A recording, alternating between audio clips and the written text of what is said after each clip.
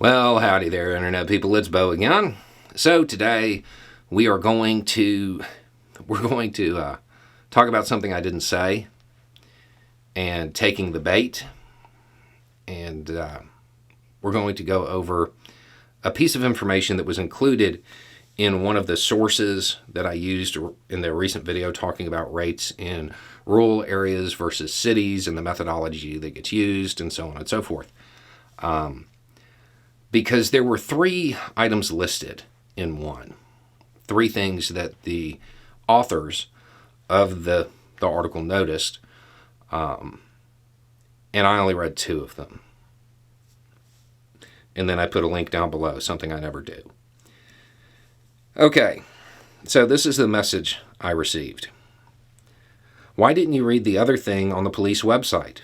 In the South, poor and black. You just exclude the information about it being black people's fault, and this is why you're a couple of words I'm not going to read, hack. Give me one reason why you exclude it to get this message so we could talk about it, because it deserves a video all of its own. So, for those who didn't watch that video, there's an article that I used, and it's talking about the 10 most dangerous counties, and it's put out by cops. The first thing that they kind of put in their notes was that there's a regional divide. The most dangerous counties, they're all in the South. And that makes sense.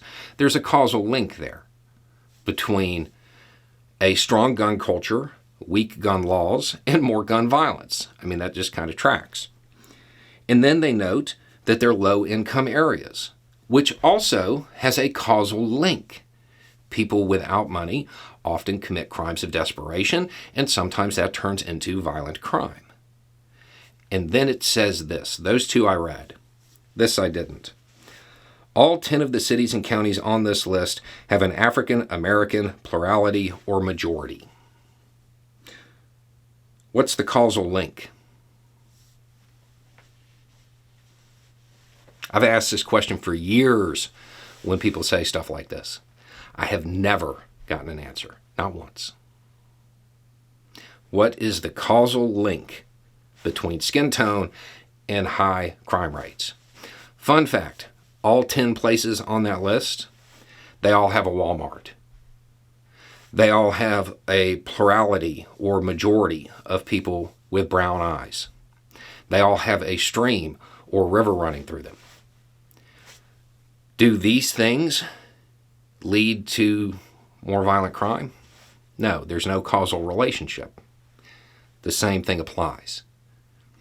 Nobody has ever been able to provide one because it doesn't exist.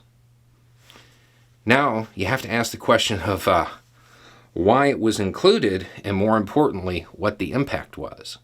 But you know what the impact was because you said, you just exclude the information about it being black people's fault. That is not what this says. But that's what you took away from it. And that's what every cop that read it took away from it. And it was put there by, I'm sure, other cops who had similar views. Welcome to the world of institutional racism in policing and how it just continues to go. I run across this all the time with crime stats. People wanting to treat a demographic identifier as a causal thing, but there's literally no information to back that up.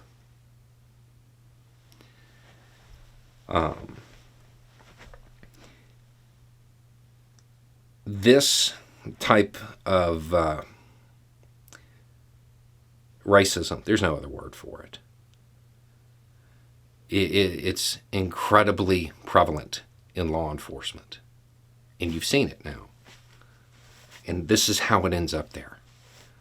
Information included like this that has no actual bearing on it. I find it interesting, and I'm willing to bet that they didn't actually check to see if the perpetrators or victims were black. They just looked at demographic information and rolled with that. This exists. It's going to continue to exist for a while until people stop looking at it as if there is a causal link. It does not exist.